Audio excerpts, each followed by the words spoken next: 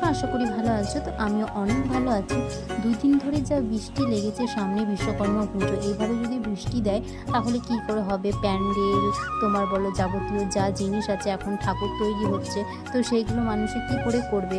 আবার পুজোর কেনাকাটা আছে, বিভিন্ন ধরনের কাজ আছে সবারই। পুজোর সামনে ঘর ঝাড়া বলো, যাবতীয় যাক, এই কথা ছাড়লাম। তো আমরা কোথায় যাচ্ছি না যাচ্ছি তোমরা সবটাই জানতে পারবে আস্তে আস্তে। চলো তোমাদেরকে দেখাই কিছু জিনিস।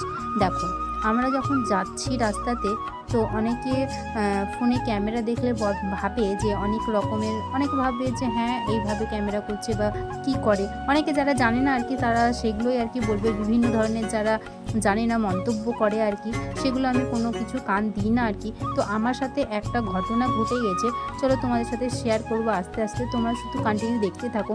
আর 2 দিন ধরে তো কন্টিনিউ শুধু বৃষ্টি হচ্ছে, যে একটু থামছে আবার হচ্ছে। এমন হতে থাকলে কি করে হবে? মানুষের কাজ আছে, যারা একদিন খায় আনে মানে আর কি, তাদের কি অবস্থা তোমরা ভাবো। দেখো রাস্তার যা অবস্থা দেখে মানে যেতেই ভয় লাগছে আর কি। এত পরিমাণে গর্ত, রাস্তা তো বলাই যায় না, এত খারাপ হয়ে গেছে রাস্তাগুলো।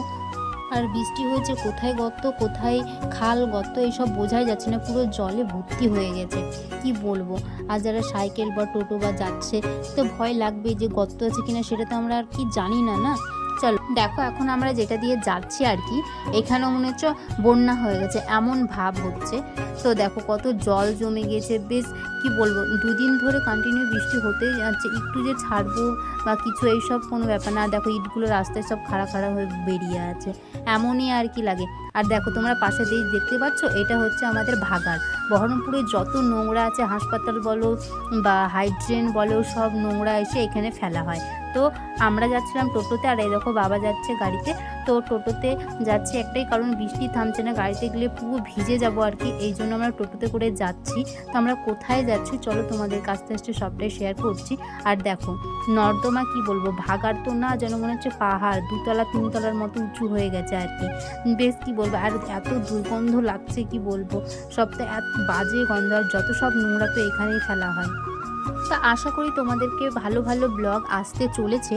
তো আমরা এখন যাচ্ছি মানে আমাদের আধার কার্ড কেআইসি করতে, তো ছবিটা চেঞ্জ করতে হবে, যেন 10 বছরের জন্য একটা করে আর কি। তো সেগুলো করতে যাচ্ছি, তো আমাদেরকে এই টাইমের মধ্যে যেতে হবে। তো সেখানটা আমরা রীতিমতো পৌঁছেও গেছি। তো ওখানটায় আমি ভিডিও করছিলাম আর কি। তো ওখানটায় একটা সিকিউরিটি গার্ড আছে, দেখো বসে আছে। তো ও বলছে যে ক্যামেরা বন্ধ করো। মানে প্রথমে যখন আমি এই ভিডিওটা ক্লিপটা নিলাম, তখন কিন্তু সে এটা দেখেনি। তো তারপরে আমি যখন অন করেছিলাম, তখন ও বললো যে ক্যামেরাটা অফ করো, বা যদিও বা করে থাকো ডিলিট করে দাও। ঠিক আছে, আমি মানলাম ডিলিট করে দিই বা যাই হোক বৃত্তান্ত।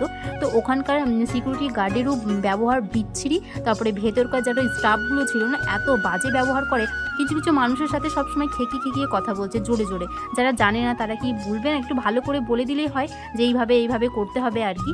তো আমাদের কাজ কমপ্লিট হয়ে যাওয়ার পরে দেখো আমরা ভিজতে ভিজতে চলে এসেছি। আর যেহেতু টোটো আমরা পাচ্ছিলাম না, অনেকটা দূর, তো আমরা গাড়িতেই চলে আসলাম আবার ভিজতে ভিজতে। তো একটা দোকানে দাঁড়িয়েছি, তো কিছু জিনিস নিয়ে তারপরে আমরা বাড়ি যাব। তো ভিডিওটি কেমন লাগলো অবশ্যই তোমরা কমেন্ট করে জানাবে।